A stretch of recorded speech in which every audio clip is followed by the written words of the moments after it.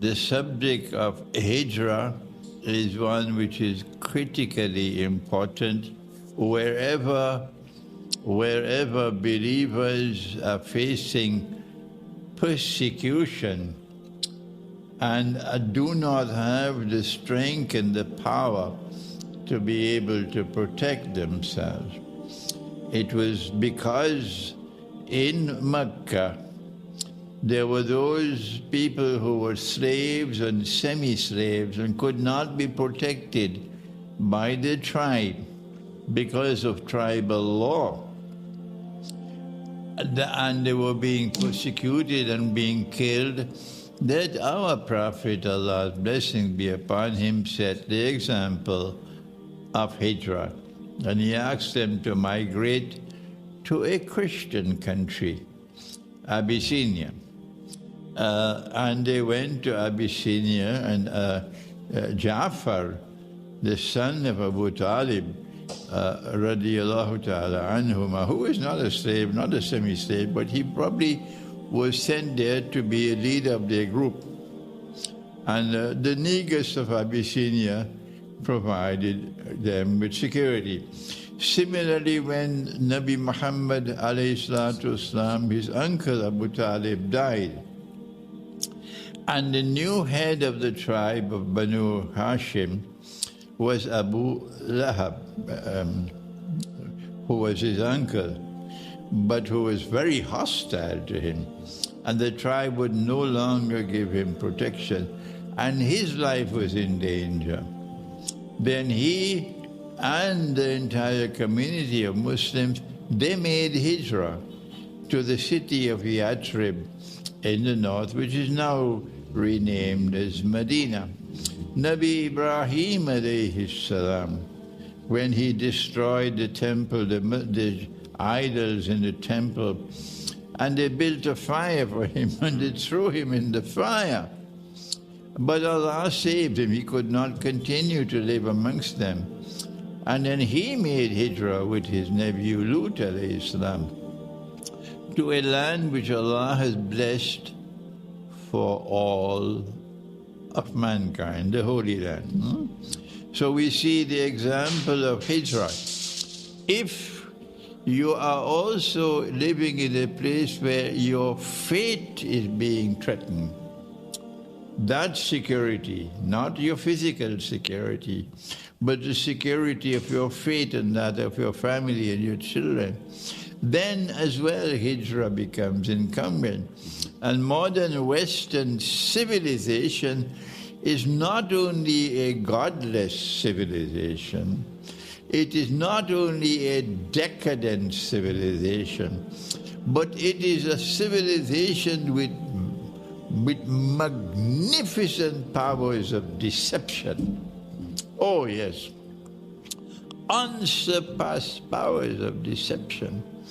And it is not content to live a godless and decadent way of life, but it is hell-bent on transforming the rest of mankind to be carbon copies of themselves.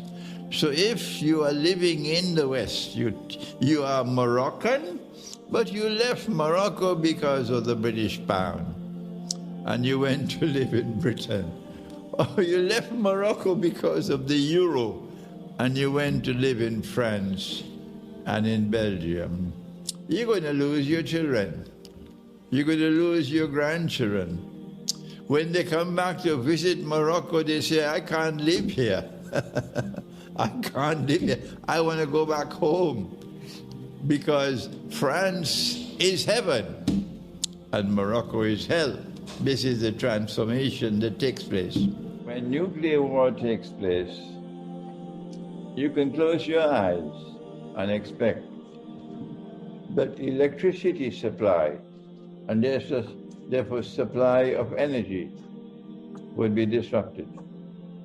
You can close your eyes and expect that the supply of water will be disrupted. And finally, for cities where cities cannot feed themselves, food has to come to the city from outside, the fresh food, not the preserved food. And the supply of food would be disrupted. You don't need a PhD to understand something so simple. And so you're going to have riots in the big cities because people will be starving to death. People will have no water to drink. People living in high-rise buildings and they can't climb up.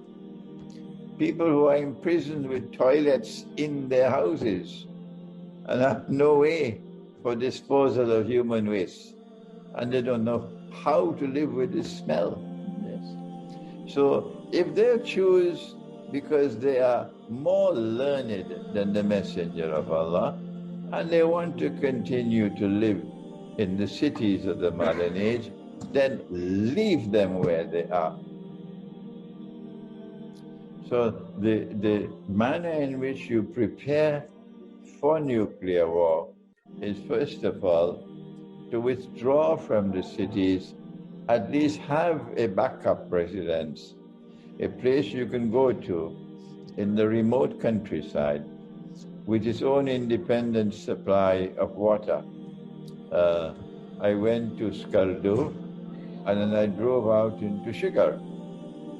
And in Shigar, they drink mountain water. Yes, the snow melts and they get the water from the mountains. And they all look so healthy in Shigar, healthy people. And they're able to have their own independent supply of water.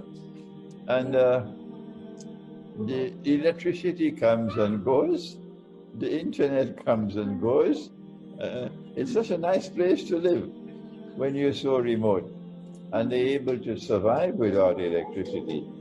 They heat their homes with a stove called Bukhara, and they use wood for heating.